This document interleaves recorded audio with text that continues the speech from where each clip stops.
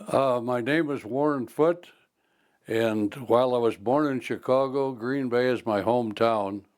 I spent most of my life there, Green Bay, Wisconsin. I was born on April 28th, 1922. Where were you on December 7th, 1941? I was at the University of Wisconsin, struggling to be an engineer. How long had you been at the University of Wisconsin then? I, I got a scholarship there in 1940, and I'd been there a year and a half, and when Pearl Harbor hit, I threw my books in the air and stayed another 6 months while I enlisted in the Air Corps. And it was such chaos then that when you enlisted, you didn't get called right away. I was waiting around for 6 months to go into the aviation cadets. Did you have any trouble getting into the Air Corps at all? Yes, I had a lot of trouble getting in. I took a physical and my blood pressure was above the limits, and so they told me to sit down and wait a half hour, and I did, and it was above the limits again. And for 3 days, I took the blood pressure test and failed it every time. And about the time I figured I was never going to get in the aviation cadets, all my friends had a party for me, and we drank everything that was wet.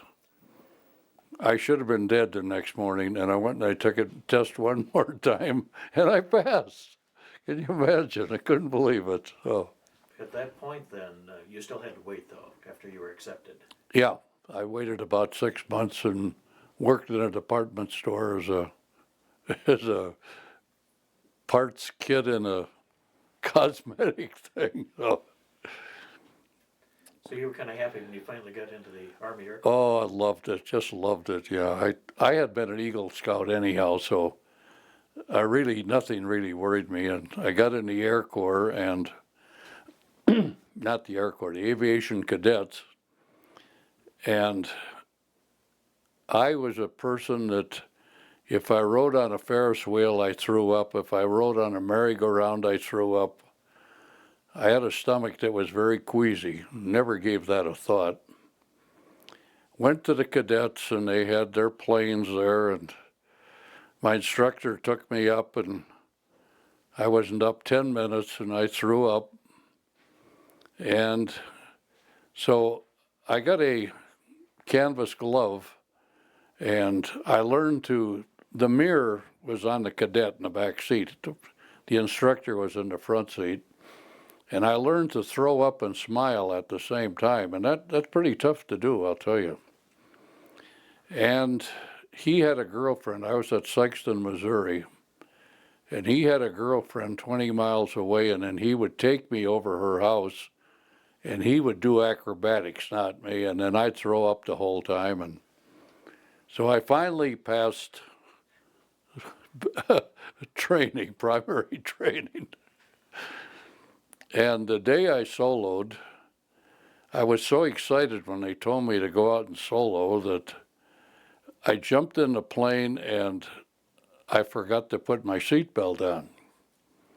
And I took off, and the first thing I did, the back seat was empty, and I looked around the back seat and I said, "You damn fool, what are you doing up here all alone?" I knew I only had 3 hours of training. That's all we got. 3 hours and you were out if you didn't make it.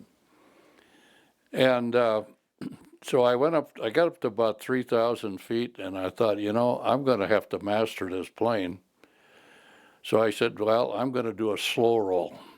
Well, I started the slow roll, and my behind slipped out of the seat, and I'm hanging on the stick with two hands. And I finally got it here, and I got it all hooked together. And if I had fallen out of the plane then, of course, they would have washed me out of the cadets. But everything worked out okay. Then I landed and finally graduated from primary and went on to basic and went on to advanced. And I got my wings. Okay, I often wondered how they separated out bomber pilots from fighter pilots, and nobody ever told us. But one of the tests they gave us was like a 33 RPM record, and it had a metal dot on it, and they gave you a metal wand about this long, and then you had to follow that dot all the way around as it went around. And you had to do it for a certain number of seconds. And apparently I must have passed that, but, and eventually I graduated as a fighter pilot in Texas. And I got sent to Orlando, Florida. Now, a kid from Green Bay, Wisconsin, to go to Orlando, Florida was totally unbelievable. I mean, it was a whole different world. And I was there one day, and the crew chief says, "Did you ever fly a fighter?" "No, I never flew one." "Well, there's a P-40 there, and I want you to take it up." "Yeah?" "You see, there's no way that anybody can train you how to fly a fighter. You get in it, you close the canopy, you open the throttle, and away you go." So I took off the P-40 and got it off the ground and got back, and he says, he congratulated me. And within a month, we got these beautiful P-47 Thunderbolt planes. This was in 1943. I have never seen such a, I mean, they were beautiful. They had radial engines, 2450 horsepower, 850 caliber guns, supercharger, water injection. Oh, they were just great. In August of 1943, in Cross City, Florida, and boy, if I could find the answer to this, I'd love it. I was the test pilot for the squadron. And we got a brand new P-47. God, it was a beauty. And I think this was August 31st, if I remember right, of 43. The CEO said, "Okay, take it out and check it up, dive it, do this, do that." Okay, I'm 20 years old, you know what I'm going to do.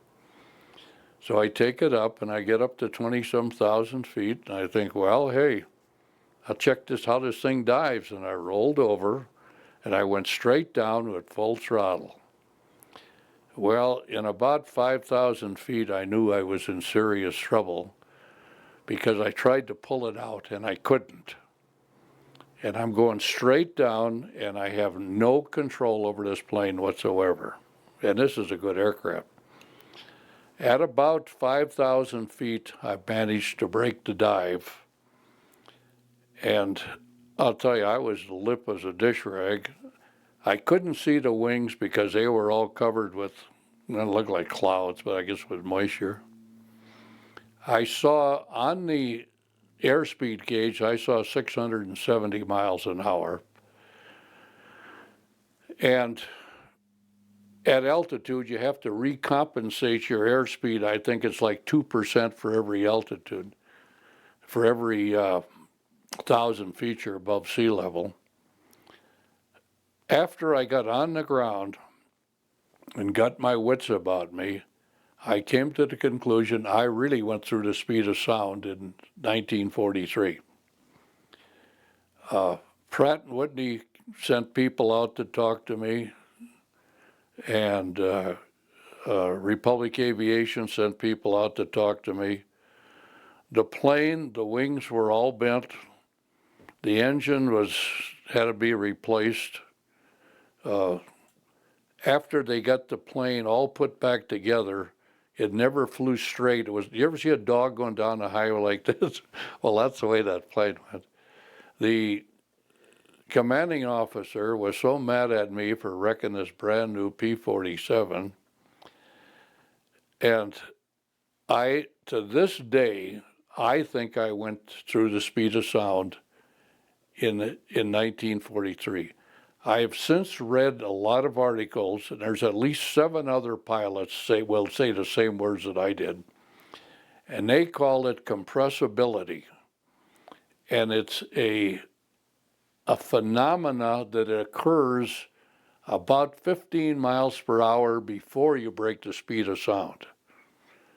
And I have tried to get reports from Pratt and Whitney and Republic, but Republic has been sold and bankrupt and everything else, and I finally gave up. But I would love to read that report, what they said in there. So I don't get anywhere when I try, and I put some people on it that I thought were pretty astute at digging out information, and I have not got a thing back from them. So our CO had been with the Flying Tigers, Colonel Putnam, and then a Colonel Bond came. Both had been with the Flying Tigers. And for 1 year, we flew out of Florida with absolutely no rules and no regulations. Whatever you wanted to do, you did. There was nothing. We would wait in line. We'd get 12 planes up there, and we'd wait till a United Airlines passenger DC-3 would come by, and we'd get up about 10,000 feet above the DC-3, and we'd dive down, and we'd do slow rolls around it. And there were a couple of times I kind of lost it a little bit, and I'm looking at a white face in the DC-3, and I've got the white face. Well, finally, so the passengers wouldn't get totally panicky, they pulled all the blinds down in the DC-3. But we flew those Thunderbolts until I would have to say we were the best pilots in the world. We went on missions, you name it, we did it. We tried to see how low we could fly, and if you didn't come back with weeds in your cowling, you were nothing. You always had a crew chief you had to impress. All of us asked to go to combat, and they would not let us go. They kept us together as a unit. And in March of '44, we got the word we were going over to France. And we got on a troop ship in New York. It was a Stirling Castle. It was an English boat. There were 300 of us in one room. Somebody threw up, and we never went back to that room again. We laid on the deck the whole trip because it was so bad. We ended up in England, and while we were going across the ocean, we found one day we looked up, and here was a big convoy. We'd been all alone for a while, but here was and the waves are such that the other ships would go up, and then they'd go down.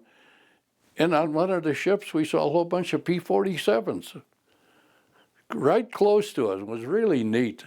Anyway, we landed in England, and we went to a little dirt airfield in Leamington.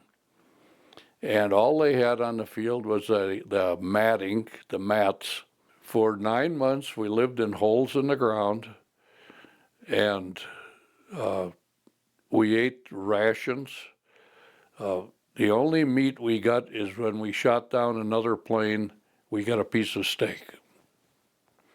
And so I got that steak one time. I never drank coffee in my life till I got in service. And I used to see these guys drinking coffee with the big aluminum cups like this. And I finally figured out, well, they were like me, they were cold, so they would get a cup full of coffee and then they could put their hands on the coffee cup. Not that they wanted the coffee. So I've started drinking coffee in service just to keep my hands warm. So my airplane was named, if you look at the name of it, it's named Virginia after Virginia here. One of my big worries in life would have been, what if I came back and instead of marrying Virginia, I had married, say, Helen or Mabel? And then what do I do? See, I got a plane named Virginia. Mabel would have got awful ugly after 40 years of hearing that crap. So we flew out of there and we went on a mission. The first time we went into enemy action, they told us if we flew at 12,000 feet, the small arms fire couldn't hit us and the big fire was too high, the bigger guns. We crossed the channel and ended up in France and totally got shot at where we weren't supposed to. So we did all kinds of missions. As I look back now, they were Oh, we bombed and strafed the submarine pens, and we went inland and hit targets, bridges, and certain things. And then about 2 months later, it was on June 5th, they told us to come to the tent, and they would. We were having a big meeting. Come to the tent at 11 o'clock at night. And we got in the tent, and they said, "Now the invasion is on. If any of you guys mention the word invasion, we will shoot you right now." Boy, and I believed them. I never think. So we ate a little breakfast, and they then took us out to the plains, and there was no lights on the field, no lights on the plains. I had a 200-gallon belly tank hooked on my plane, hooked there by a glass tube. That was so you could drop them, and the connection would break. And on each side of the runway, they had stakes. And we took off at 2:30 in the morning on the exhaust of the plane ahead of you. Now, if you've ever been in a tunnel, you can move either way and you still see the end of the tunnel. And I was going down the runway, and I kept hearing this click, click, click, click, click. Well, I was hitting those stakes with the belly tank. And I got up about 500 feet, and I went to switch over, and I was already on belly tank. And if that auxiliary tank had punctured or fallen off, that P-47 would cough once and go straight down.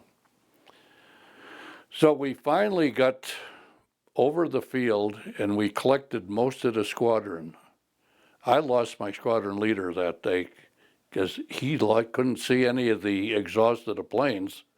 Something happened, I don't know.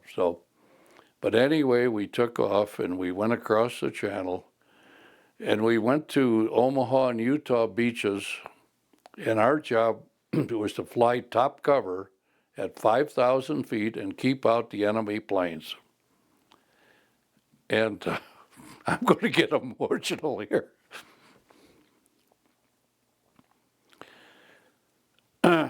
Dawn came, and we looked in that channel. There were ships as far as the eye could see. God, it was beautiful. And we were at 5,000 feet, and our job was to keep all the Germans out. And we circled a big oval for 3 hours, and I never fired a gun. God, I felt bad. None of us did. We went back, and we gassed up and ate, and we went back and we did the same thing for 3 more hours. It was such an awesome sight that you just can't believe it. Did you have any idea whatsoever before how big this was going to be? None. I don't think the human brain can understand all that. It was like, oh boy, this is, we got a big one. You just don't understand it. We watched the battleships. I watched them fire bullets that big around, and you could see them going through the air. Their bullets don't go that fast, and you'd see where they were going to hit. None. It was D-Day, but what did D-Day mean? It took a long time for anybody to understand D-Day. It's just a whole bunch of boats and a whole bunch of what? Who knows? Then, when I landed after the second mission, my crew chief from North Carolina, Ted Motes, said, "Lieutenant, the invasion is on, isn't it?" And I said, "Yes." He says, "I want to see it." Now, if you look at the P-47, there's only one seat in it. It's about like this. And there's a rubber raft, and there's a big container to fill the raft and stuff like that. He says, "I want to see it." So we took out the raft. We took out everything we could take out. He got in the plane. I sat on his lap. I took off, and I took him to the invasion. And by the time the day was done, at least 6 other pilots had taken their crew chiefs over. They had never they had been crew chiefs but had never been in the air, you know. And it would, to me, that, I mean, that's how confident we were that there was no enemy fighters around, that I was sitting so high in the cockpit, I couldn't even see the gun sight, let alone shoot at another plane. Have you ever talked to any of the guys that were on the ground? Oh, yeah, yeah, yeah. What kind of conversations are those? That has to be interesting. Well, it was, they thought that my squadron was doing a hell of a job up there, and we felt we were doing nothing because we didn't fire our guns. Now, there were some squadrons, I understand, behind the lines doing what had to be done. But of course, we didn't know that at that time. In a war, you know so little that you're just there, that's all. In a war, each individual their brain is about this big, and you don't really know what's going on in a war. You do your thing, and that's it.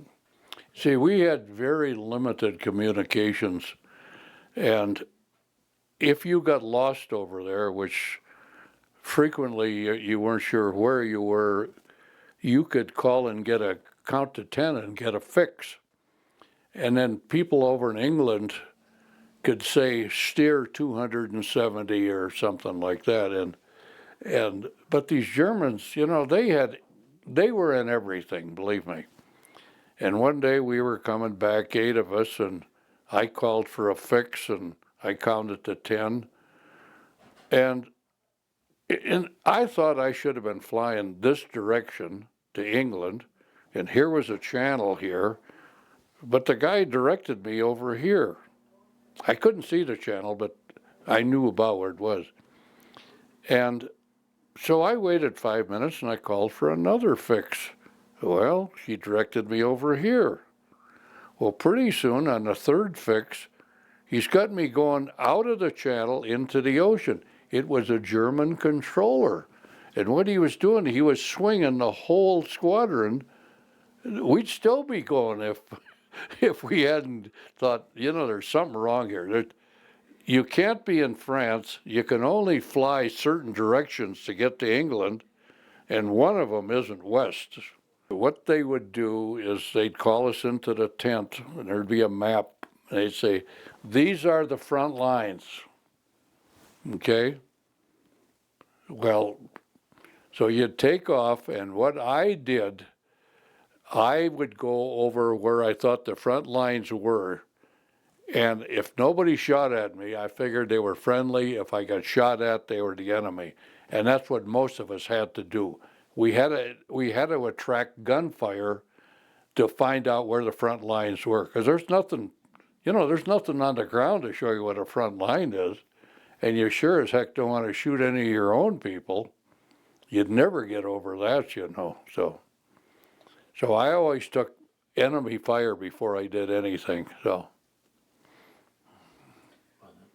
But you really didn't have, you had some idea of where your troops were, but not any precise. Not within, I would say, 5 or 10 miles. But I got one medal up there that I really appreciate. I got a DFC, Distinguished Flying Cross. We had what they would call targets of opportunity. And I was a flight leader, and they'd say, okay, now, you and 3 other planes go out and destroy any enemy that you can find, any direction you want to go. In August of '44, I went on one of these sorties or missions or whatever you call them, and we were flying at about 200 feet, 350 miles an hour, and we came over the hill, and here was a whole German armored mechanized column between the hedgerows. And something was wrong. Something was not right, so I didn't let anybody fire. And we went over that column, and all strange people ran from the German trucks and stuff into the woods, and they looked to me familiar. So we made one more pass, and then we attacked that column repeatedly until we had no more bombs and no more bullets. And it turned out that there was at least 90 American soldiers who were captives of the Germans. And when we came over, they escaped, which, God, I love that. That was really great.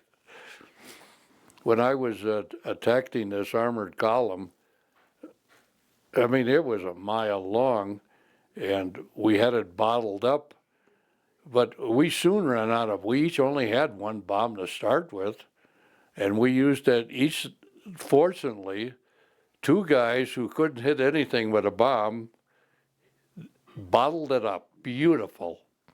Joe Carrier's on one end, and I don't know who was on the other, and the column couldn't go through the hedgerows, so we went up and down, we just did strafing patterns like, but we ran out of bullets, and every time I got up to maybe 1,000 feet, why, I'd call for reinforcements. But, I never heard a word on the radio. I didn't know who I was calling to. Anybody come. I just needed help. I was also on that big thing over in Cherbourg. I don't know if anybody ever talked to you about that. They had they were going to bomb Cherbourg until it broke off from France and it sunk. 3,000 planes bombed Cherbourg in one day. We lined up. Yeah, there's a big story about that. And they laughed afterwards. They said after the bombing was over, why the Germans came out of their foxholes and they didn't lose anybody. We actually had a circle because there were so many planes in the area that we couldn't get in to bomb where we were supposed to bomb. So, and then from there on, we did some bomber escort, but we just didn't have enough distance to take the bombers all the way in. And bomber escort is a hell of a thing because so many bombers got shot down. If anybody ever got a Congressional Medal of Honor, it should be anybody in a bomber. They flew straight and level at maybe 14,000 feet, 140 miles an hour. They were just sitting targets. I saw on one run near Paris, I saw over 40% of the plane shot down. And here I am unscathed and can't do a damn thing about it. What were the casualty rates for your fight? We had high casualty rates, but nothing like the bomber pilots.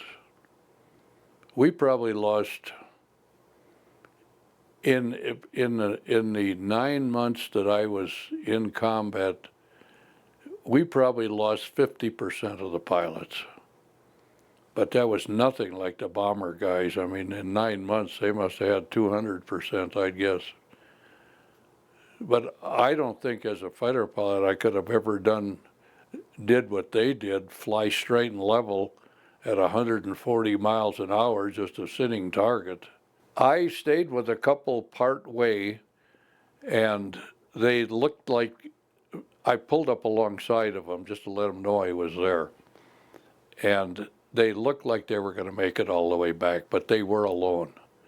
And they were deep in France at that time, and I figured they would make it. So, and there was nothing I could do anyhow. So, just to give them a little moral support. When they're all alone and 4 fighters come, or 8 or whatever it is. We did the high cover until the P-51s came along, and they had a lot more range than we did. And we were told one day, from now on, we're going to do dive bombing and strafing. So we all figured that we were dead because we had trained in the States at 30,000 feet. And all of a sudden, we're going to be doing dive bombing and strafing. But what we didn't know is we had the greatest aircraft in the world for that.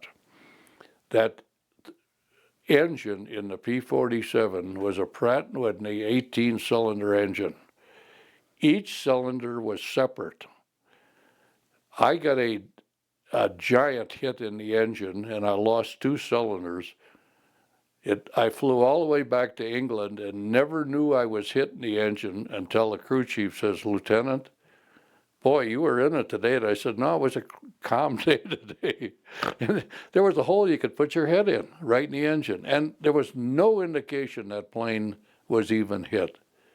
How quickly could they put the planes back together if you were shot up pretty bad? Fast. They were really good, and they did it all outside. You imagine working on an aircraft at, say, 10 degrees, changing engines, replacing parts. Unbelievable. Because everybody had a job and they did it. You were just expected to do it. You didn't ask, "My hands are cold" or something. And the P-47, we took as the Germans retreated, they kept retreating with their guns, so the concentration became greater and greater all the time. That Thunderbolt could take hundreds of hits and keep on flying if the pilot didn't get it. Well, the Germans, they had those 88s too, and boy, I'll tell you, they had a lot of practice with those things. Most of the fire was ground fire, either at flak. I've seen that. They talk about walking on flak. That's true. That's solid. I've had my plane turned upside down by flak. But then when you went in to do strafe on the ground or bomb, the intense fire from the ground coming back up. One thing I never could understand is I've been going down on 20 millimeter or whatever they had, and those bullets would be coming up like this right to the plane, and they would go like that. Now, I don't know if the wind around the plane would move them over or what, but you could just see them coming up, and you'd know you were going to be hit, but you wouldn't be. So I never could explain that at all. So there were times you knew that you were dead. When you strafed an airfield, the last guy across the airfield always got shot down. So the only time in the world when we had 16 planes abreast was when we went across an airfield, because nobody wanted to be the last guy across. So. But wasn't the P-47 a much bigger fighter than the other fighters? It was bigger, but it was very maneuverable, and it had a tremendous speed. And then they came out with a new propeller on it. We had a four-blade propeller, and it had pointed ends on the propeller. Well, now they came out what they call a paddle blade. Boy, that made all the difference in the world. So that gave us another 10%. Water injection gave us 10%. I don't know how much the superchargers gave us. I can't tell you, but they were really great. And then with 8 50 calibers, you can have as many guns and cannons as you want, but 8 50 calibers firing 600 rounds a minute. Every fifth round was an incendiary. Every fifth round was armor piercing, and the others were regular. So you could wreak a lot of havoc on anything, One day we were on a mission, and 8 of the squadron, that's the 81st Fighter Squadron, 50th Fighter Group, 9th Air Force, I got to get that in. And 8 of them were dive bombing and strafing, and my job was to provide top cover for the 8 below.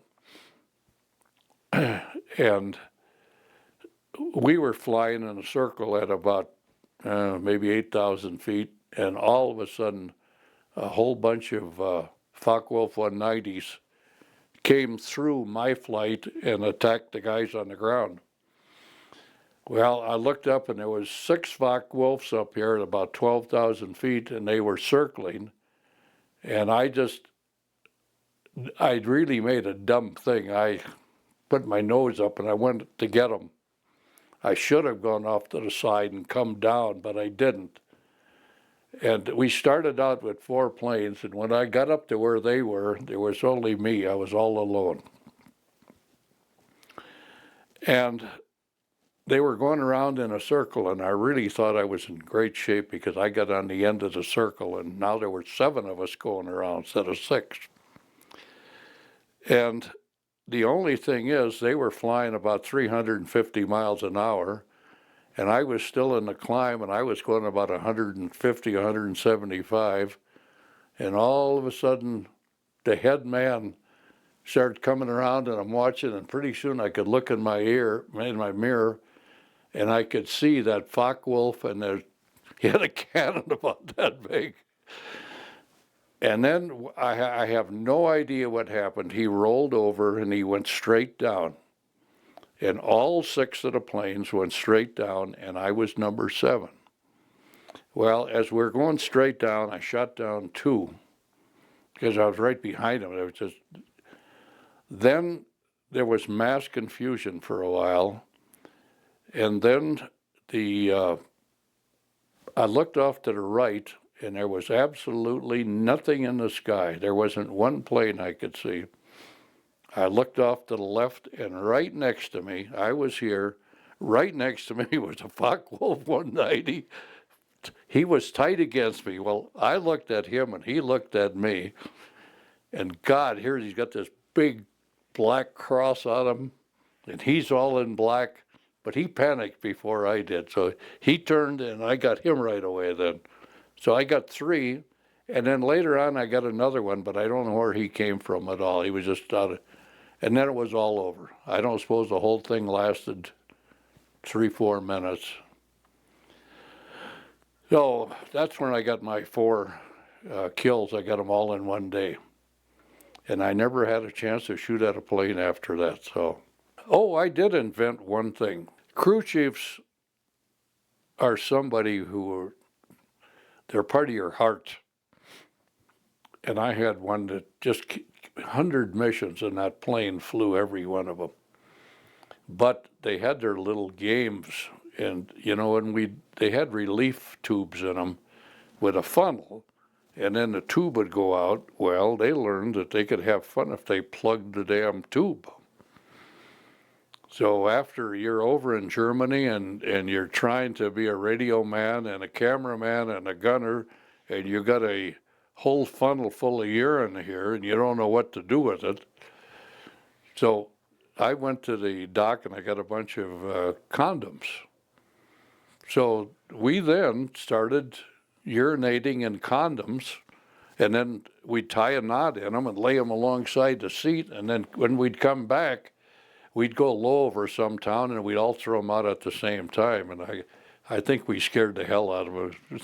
Probably... They thought they were under chemical attacks. So... We don't get these kind of stories from the bomber guys.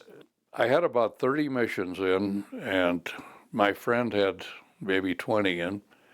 And the CO said, okay, you guys are going to have a 3-day leave in England. Oh, boy, that sounds good. So they said, now, if you go to this farmhouse, why... a DC-3 will pick you up tomorrow morning. So we went to this farmhouse, and there was a grass field out there, and about 9 o'clock at night, somebody yelled gas. Well, none of us had masks or anything. I went to the window and looked out, and God, I could see this gas rolling across the thing. Well, I had heard from World War I that you urinated in a handkerchief and put it over your face. Well, my friend Joe Carriers and we got an army blanket, and we urinated in that thing until we couldn't lift it. It was so heavy.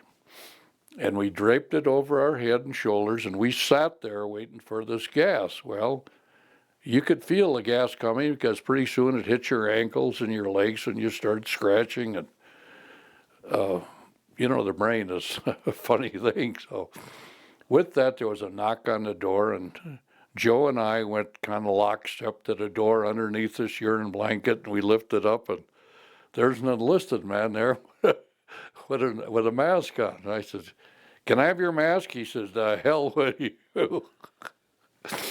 I said, "Well, find us some." So he left, and he came back in an hour. He didn't have his mask on. It was a false alarm. It was fog that everybody was looking at coming across the field. But you know, my ankles burned and my legs burned. Imagination will cause all those strange things to happen. These are the things you never hear about in a war, I guess, that go on. So anyway, Joe and I went over to London, and we were there about 12 minutes. And here comes a V1. Now, you guys, I don't know if you know what a V1 is or not. Stops putting and silence, and then it hits. Well, we were there about 3 hours, and we decided that wasn't a good place to be. That was worse than combat in London. So we went to Southampton, and we each got a Coke. And then we went back to our unit. And then we decided, well, you know, maybe we could shoot down some of those things. But every time we saw them, we were heading towards them, and there was no way we could turn around and get behind them, none. And I was on a mission one day, and I saw this flare go up, and then some fighters came out of nowhere, but they didn't attack us. We never got a chance to fight them. And about 3 months later, I saw another one, a flare, a smoke going like this. And I yelled for fighter formation, and we all spread out, and nothing happened. Well, the rest of the squad looked at me like I was crazy, but the first time it happened, we got attacked, so we saw it again. Well, I reported it to the intelligence officer. Well, it turned out we were watching V2s take off and had no idea what we were looking at. None. And we didn't see the rocket on the end of the smoke. All we saw was the smoke, see, because unless you know what you're looking for, a lot of times you just don't see it. And we never could find out where we had seen that before. And then the Germans developed a fighter, twin-engine fighter. I think it was a 262. And they told us not to worry about it because it only had 30 seconds of fuel, and it went so fast that he couldn't shoot you and you couldn't shoot him.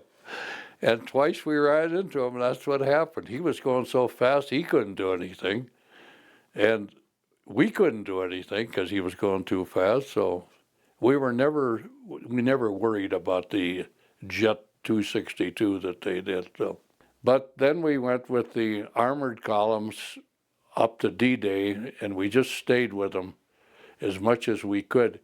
We would fly, and you remember I told you about Gene Amel. We would find the armored column, and we would fly at about 100 feet right over them and wave our wings, and then we'd go on. And in front of the armored column, there was always a Jeep, and there was, I think, a lieutenant in it.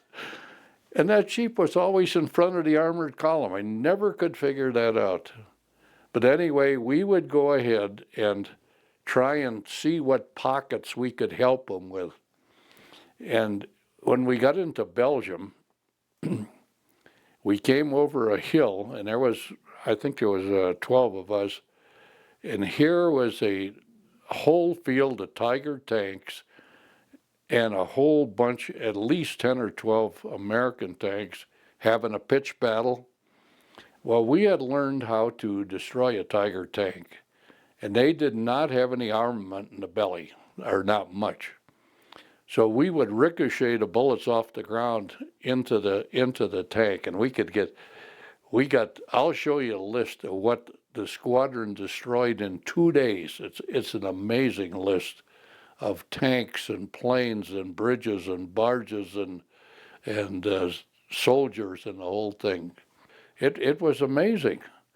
With the armor piercing besides, if you could knock off a track or something, that was all you needed. So the tank guys and the Thunderbolt pilots really got along good because we were working with each other. We could talk to them. They even got communications in the tanks after a while. Now, in the tanks, every time they had a pilot who screwed up really bad, they'd send them to a tank outfit with some sort of a radio, poor one, and then he would ride the tanks, and he would direct the P-47s as what the tank people wanted. It was not a job anybody wanted, believe me. Now, where I was a failure was on horses. One day I was told to go out and shoot all horses I could find. So four of us went out, and we found a bunch of horses. The Germans were running out of fuel, and they were using horses. Well, you never heard so much swearing in your life as 4 fighter pilots trying to shoot horses. You can't, because they're faster than you and they can turn. And so we didn't do a very good job on horses. I got even outturned by a tank one day. I was going across the woods at about 500 feet, and I spotted a German tank. Well, I turned as fast as I could. When I got back there, he had moved. And just as I was leaving the woods, I spotted where he was. So I made another circle. Well, he was smarter than I was, because every time I went past him, he moved. I never did get him. Never even got a decent shot at him. But I always thought, how can a tank outturn an airplane? But they can't. Then we had a lot of other missions where we helped wherever we could. We had no bomb sight in the P-47, so when we had to go out and bomb a bridge, the bridge was safe most of the time because we finally figured out you had to dive down and then count to 2.5, 1, 2, pull out, and then you could drop your bomb on a bridge. Well, we didn't like missing, so we kept getting lower and lower as we dropped our bombs. Well, we found out that when we were under 500 feet, we got as much damage from our own bombs as we did to the Germans. And then one day I went down on a target, and when I pulled out, the gun sight blew up in my face. And one of the things that happens in a war, you never know when you're dead. I mean, if you got your head here and a gun sight blows up, you know that you're dead. But nobody knows how to die. How do you die? So I'm dead. I'm in the plane, and I finally opened one eye, and God, I could see land and sky and everything. And I opened the other eye, and holy cripes, I'm there. There's no blood. There's no nothing. Well, what happened was the gun sight had a little bulb in the bottom that's where it got its power. It came a little cord. When I pulled out, the gravity pulled the bulb out of the gun sight, and it was still laying on the floor, and it was still lit. Can you imagine? But I died up there for 5 minutes. I knew I was dead. Our problem, it took me a lot of years to understand what I didn't have. As a flyer and as a pilot, I was trained to the 110%. I mean, I had all the training that I needed. We were better than the German pilots. We were ready to go. What we didn't have is the tactics. Now, when I attacked those 6 planes, I did everything wrong on that mission. First of all, I was going up too big an angle, and I lost 3 of my men. Number 2, I should have gone off to the side, got altitude, and come down on then.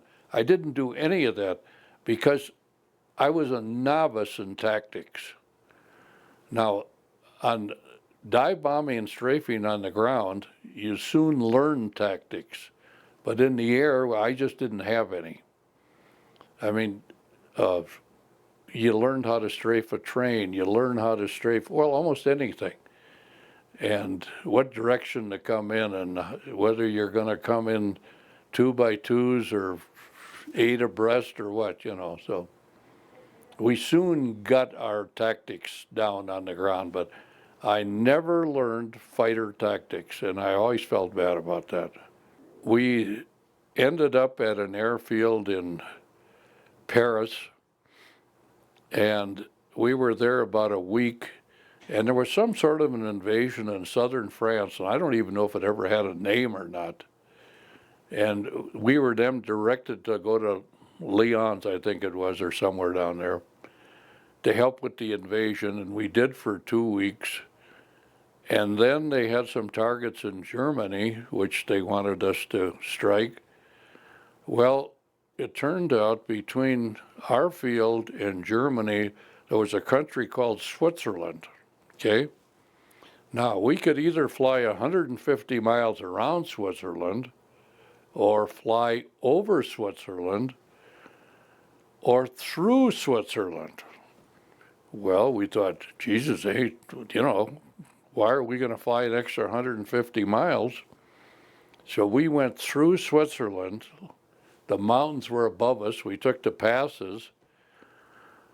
If I didn't know better, I would swear that they were trying to shoot all of us down. I mean, intense fire. We never went through Switzerland ever again, believe me. It was terrible. Gosh, sake. You never know who your ally is, I guess. No. They were neutral and they meant it. Yeah, they were neutral, but they had all German uniforms and German equipment and everything else. So anyway, we came back to we got the word to come back. So I had 78 missions. And for 2 months, I was the one that selected who would go on each mission. And I figured, well, I'm over there, you know, I'm going to be on every one. So the 9th Air Force didn't have a quota or number of missions or anything. All of a sudden, one day, why the CO says, Foote, you're done. I said, what do you mean I'm done? You're done. You're going home. I said, well, I don't want to go home. All my friends were there. I mean, go home during a war? Who goes home during a war?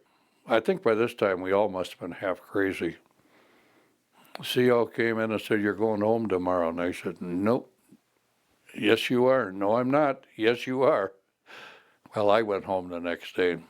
I had at least 10 cans of film from my gun.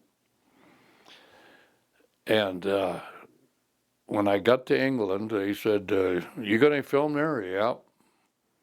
You shooting civilians and hospital? Yep. I mean, how do you know what you're shooting? Now, we'll put your name on them, and we'll keep them for a couple of years, then we'll send them back to you. Gullible me. So they took all of them. Did you fly after the war? No, I married Virginia, and we had absolutely no money whatsoever.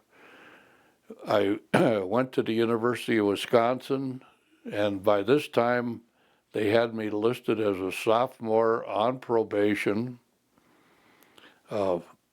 I was so dumb, I didn't even know the formula for the area of a circle, and here I'm an engineer. I should have started all over again as a freshman, but I didn't. And then we had a child, and I was always one jump ahead of the truant, not the truant officer. I don't know, if you needed a 1 point to stay in, to keep going, I'd get about a 1.0003 or something. But I learned as I got older, and I was longer at the university, that older I got and the harder I studied, my grades started going up a little bit. Not much, but they went up. And I graduated and I got a degree, and I came out here and I worked for the Bureau of Reclamation for 35 years, so, and they were a tremendous organization, building all these dams and power plants and all that stuff. This is kind of a peripheral issue, but have you read Terry Fry's book, Fourth Down and a War to Go? No, You ought to be interested in that because Terry Fry, who's the sports writer for the Denver Post, his father was on the football team at Wisconsin, 41, 42, that period. And, well, then he was on the team with me on the track team because I had a track scholarship. But I never heard that name. well, Jerry Fry was the name of his father. And Jerry went on and became a head coach at University of Oregon and coached with the Broncos too. Oh, as an really? assistant. But he wrote this book. It's Fourth Down and a War to Go about the Wisconsin football team and what happened to them after they completed their season and went into the service. And it's a lot of stories of stories about several different aspects of the war, but what happened to these guys during and after the war. I wonder if we might have been on a track team together because I went on a track scholarship, and in 1940 there was a guy doing some high jumping, and he had a name, Hirsch. Well, you may know him as Crazy Legs Hirsch, but in 1940 he was a big zero. He was nothing. But what they did at Wisconsin, everybody that was on a football scholarship had to go out for track. So this guy might have been out for track too. He's in the book. Huh? He's in the book. Hirsch is. Oh, yeah. Yeah. So we'll have to. Yeah, Hirsch was nothing till about 45, 46 or something in there. We have to get you information on the book because Yeah. he sold thousands of these. Really? Yeah, Mhm. it's he took time off and went up and interviewed. He found these guys and went and interviewed them and talked to them. Yeah, he probably interviewed the football guys, not the track Yeah, guys. it was all about the football team because Yeah, his father was yeah, on the football team. Yeah. But his father was a P-38 pilot. Oh, was he? Yeah, in the South Pacific Yeah. reconnaissance. See, we had another one from Wisconsin, P-38, it was Richard Bong. He got, I think, 28 kills. Actually had more. He was the leading ace of the war. I think he had 40. Oh, did he have 40? exactly. Oh, Yeah, My gosh, I remember Richard Bond. but he flew in the Pacific. yeah. And I think he had 40. And but I didn't realize he was Wisconsin. Yeah, they got a bridge named after him in Wisconsin.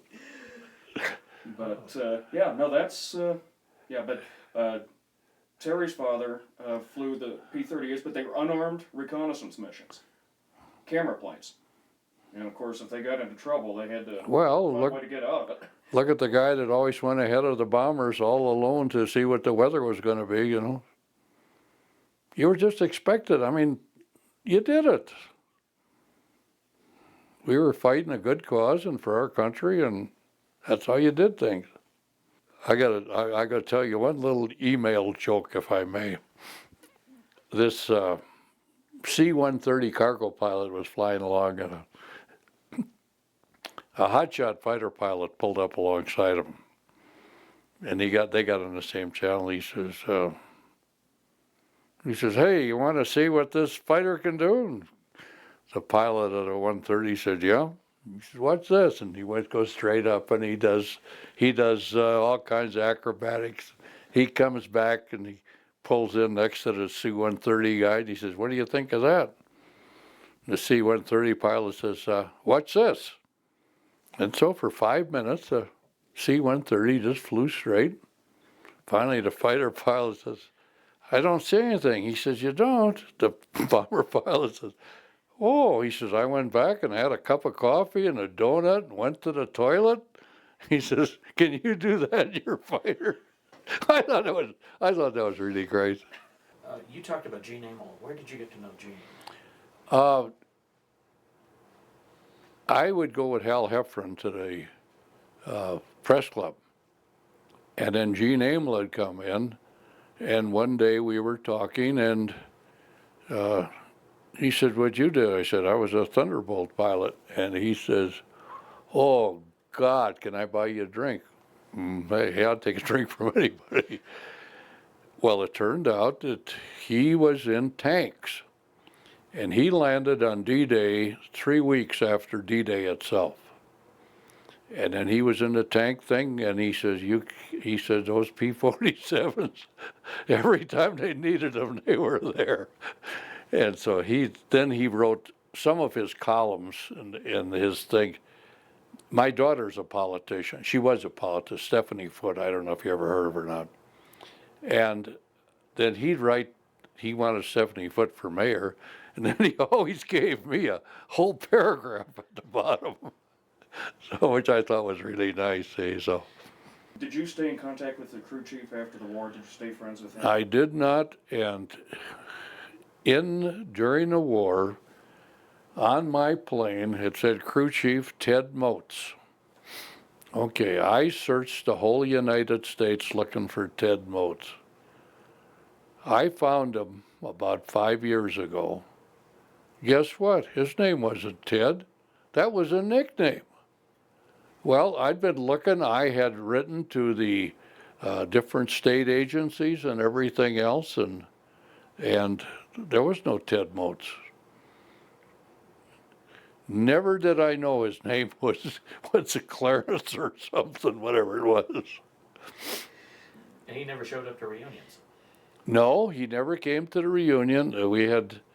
There are a lot of reasons why people don't come to reunions. We had a fighter pilot always has to show how damn good he is. I mean, if you don't, you're nothing.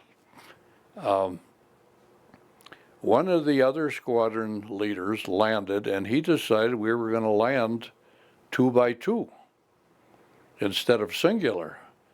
Well, I don't know if you know the attitude of a P-47. If you look at it, when the plane is on the ground, this big nose is here, you have no forward visibility whatsoever.